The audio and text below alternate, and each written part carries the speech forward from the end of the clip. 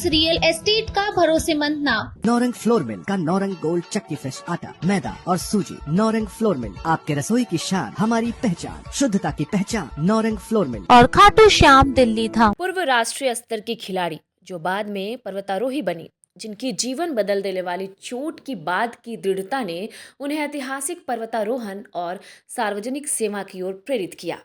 जी हाँ, हम बात कर रहे हैं अरुणिमा सिन्हा की। वही अरुणिमा सिन्हा जिनका जन्म उत्तर प्रदेश में हुआ था और बहुत छोटी उम्र से ही वो खेलों में वो बहुत सक्रिय थी। वो फुटबॉल खेला करती थी और वॉलीबॉल में राष्ट्रीय स्तर पर प्रतिनिधित्व कर चुकी थी। उनकी खेल पृष्ठभूमि ने उनके बाद के दृढ़ संकल्प की नींव रखी, जो उन्हें स्वास्थ्य लाभ और पर्वतारोहण में दिखाया। अप्रैल 2011 की अगर हम बात करें तो अरुणिमा पर कथित तौर पर हमला हुआ और उन्हें चलती ट्रेन से फेंक दिया गया।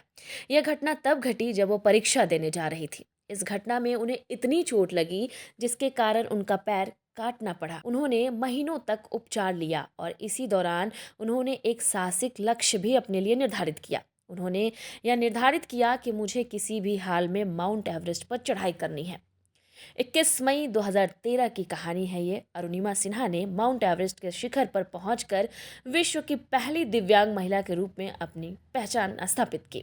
उनकी इस उपलब्धि ने राष्ट्रीय और अंतर्राष्ट्रीय स्तर पर ध्यान आकर्षित किया, कई लोगों को प्रेरित किया और विकलांगता और क्षमता के बारे में बनी रूढ़ियों को चुनौती भी दी। एवरेस्ट पर चढ़ाई करने के बाद अरुणिमा ने प्रत्येक महाद्वीप की सबसे ऊंची चोटियों पर चढ़ने का लक्ष्य निर्धारित किया। वर्षों के दौरान उन्होंने कई प्रमुख शिखरों पर विजय प्राप्त की और अंटार्कटिका में माउंट विसन सहित नई चुनौतियों का सामना करने के लिए लगातार प्रयास करती रही। उनकी पर्वतारोहण यात्रा में प्रगतिशील लक्ष्य निर्धारण और विकलांग पर्वतारोहियों के लिए अनुकूलन तकनीकों पर जोर दिया गया। अरुणिमा को उनके योगदान और उपलब्धियों के लिए महत्वपूर्ण मान्यता भी प्राप्त हुई, जिसमें साहसिक कार्य और सार्वजनिक सेवा के लिए राष्ट्रीय सम्मान और पुरस्कार भी शामिल है। उन्हें लचीलेपन, सशक्तिकरण और समावेशी खेलों पर व्यापक रूप से बोलने के लिए भी कई बार बड़े बड़े मंचों पर आमंत्रित किया गया और उन्होंने वंचित और दिव्यांग युवाओं का समर्थन करने के लिए कई पहलों में भाग भी लिया। शिखर सम्मेलनों और पुरस्कारों से अगर अलग हटके हम बात करें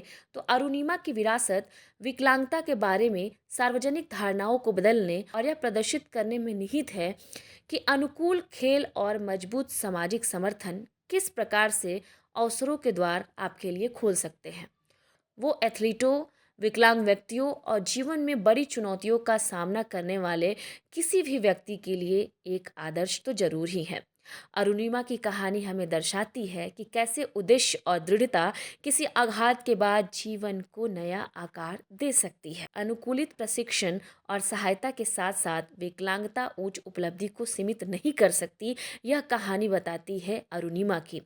प्रेरणा को क्रिया में बदलना, यह बताती है अरुणिमा की कहानी। उनका सार्वजनिक कार्य हाशिया पर पड़े समुदायों के लिए खेल तक पहुंच और सशक्तिकरण को भी प्रोत्साहित करता है।